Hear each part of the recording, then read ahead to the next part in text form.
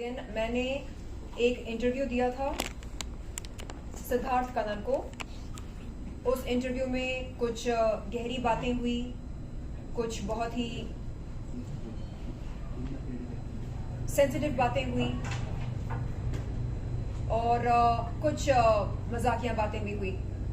तो उस इंटरव्यू में मैंने जो जो कहा, मेरी बातों को तोड़ मरोड़ कर कुछ मीडिया वालों ने अपने दर्शकों के सामने रखा एक अभद्र हेडलाइन के साथ। और जब उन आर्टिकल्स को मैंने पढ़ा, मुझे बड़ा दुख हुआ, मैं बहुत रोई और फिर मैंने खुद को याद दिलाया कि महारानी स्नेहलता जो भूमिका मैंने निभाई एकता कपूर जी की वेब सीरीज में, अगर उनके साथ ऐसा होता तो वो क्या करती। मुझे याद आया कि कई जुल्म सहने के बावजूद महारानी स्नेहलता अपने लक्ष्य के बारे में भूली नहीं। उनकी नजर उनके मंजिल पर, उनके लक्ष्य पर टिकी रही। तो मुझे क्या करना चाहिए? मुझे भी अपना फोकस अपने मंजिल पर रखना है। मेरी मंजिल क्या है? मेरी मंजिल है बॉलीवुड फिल्म इंडस्ट्री में बेहतरीन अदाकारा बनना। तो उस मंजिल पर मुझे अपनी नजर टिकाए रखनी है, चाहे कुछ भी हो जाए। तो इस अद्भुत भूमिका को बार बार लगातार याद करके मैं इस भूमिका से प्रेरणा लेती रही और मैंने खुद को याद दिलाया कि कैसे मैंने किडनी फेलियर को मात दिया, कैसे मौत के मुंह से बाहर निकलकर मैंने पुनर्जन्म लिया। तो जो लड़की इतनी स्ट्रांग होती है असल जिंदगी में, उसे क्या कोई अभद्र न्यूज आर्टिकल परेशान कर सकता है? क्या मुझे विचलित कर सकता है? नहीं। और अगर मैं ऐसे अभद्र आर्टिकल्स को खुद को विचलित होने दूं तो फिर जीना मुश्किल हो जाएगा।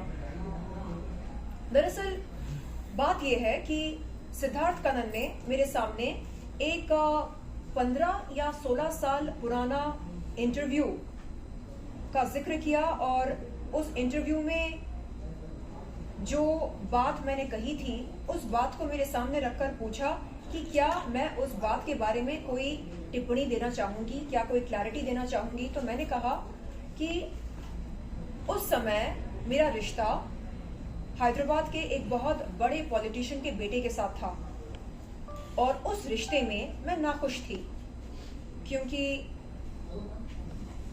उस रिश्ते में रहकर मुझे ऐसा लगने लगा कि मेरा प्रेमी सिर्फ और सिर्फ जिस्मानी ताल्लुकात में दिलचस्पी रखता है, प्यार, इश्क, मोहब्बत में नहीं।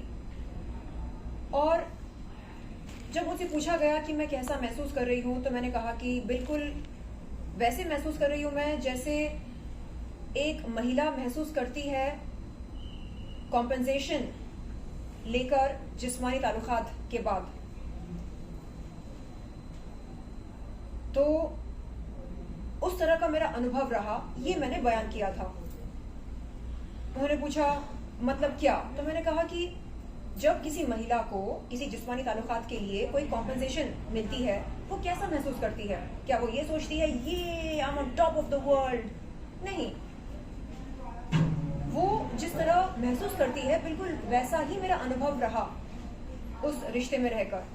तो ये मेरा कहना था और मेरी इस कही हुई बात को तोड़ मरोड़ के एक अभद्र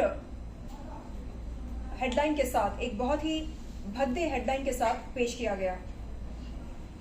तो मैं ये सोचती हूँ कि क्यों किसी महिला को जलील होते हुए देखकर हमें मजा आता है, क्यों? और अगर मजा नहीं आता है तो इसका मतलब यह है कि हमारे अंदर का ज़मीर जिंदा है, और अगर मजा आता है तो कहीं ना कहीं हमारा ज़मीर या तो अधमरा है या मर चुका है। तो आप सबसे ये विनती है कि किसी भी महिला को आप इस कदर जलील ना करें कि वो कोई गलत कदम उठाने पर मजबूर महसूस करे। और फिर से मैं धन्यवाद देना चाहूंगी एकता कपूर जी को, जो उन्होंने इतना अद्भुत रोल मुझको दिया महारानी स्नेहलता।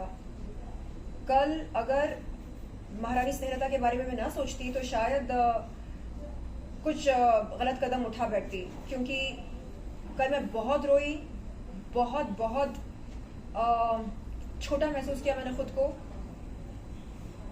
मेरे ख्याल से कोई भी लड़की मेरी जगह होती तो बिखर जाती, टूट जाती, लेकिन मैंने खुद को बिखरने से रोका, टूटने से बचा कर रखा, क्योंकि मैं खुद को बार बार याद दिलाती रही कि नहीं, कोई भी गलत कदम नहीं उठाना है, ऐसा कुछ नहीं करना है जिसके चलते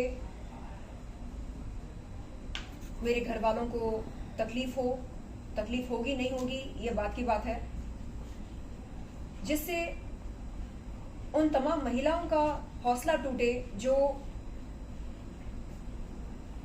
कुछ ना कुछ मानती है मुझको, जिन्हें लगता है कि हाँ, अगर शर्लिन चोपड़ा जिंदगी में आगे बढ़ सकती है तो हम भी आगे बढ़ सकते हैं।